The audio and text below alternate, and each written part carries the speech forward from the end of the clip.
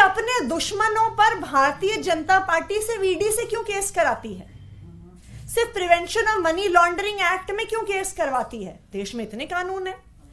Prevention of corruption act है, पूरा आपका सीआरपीसी है, क्रिमिनल प्रोसीजर कोड, लेकिन भारतीय जनता पार्टी के दुश्मनों के खिलाफ या भारतीय जनता पार्टी के जो विपक्षी नेता हैं उनके खिलाफ से prevention of money laundering act में क्यों केस होता है?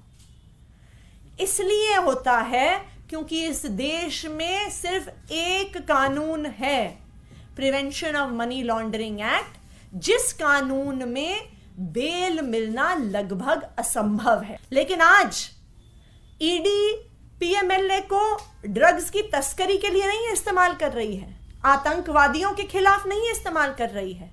सिर्फ और सिर्फ अपने विपक्षी नेताओं के खिलाफ इस्तेमाल कर रही है कि एक बारी केस हो जाए तो उनको बेल नहीं मिलेगी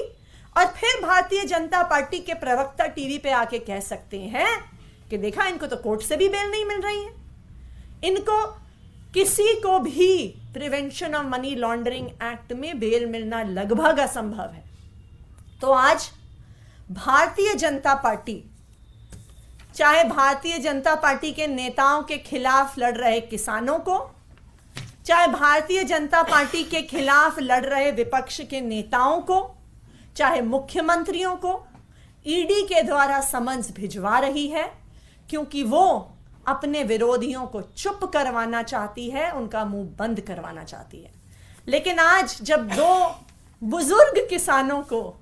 दो भैंसों की मौत के लिए अगर ईडी बुला लेती है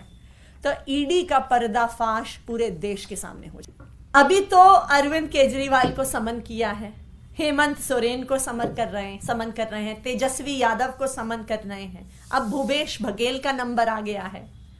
जिस स्पीड पर भारतीय जनता पार्टी चल रही है, जब तक लोकसभा का चुनाव आएगा वो विपक्ष के सारे नेताओं को जेल में डाल देगी, क्योंकि इससे अच्छा चुनाव जीतने का क्या तरीका हो सकता है? इससे आसान चुनाव जीतने का क्या तरीका हो सकता है कि आप अपने सारे विपक्ष को जेल में डाल दीजिए।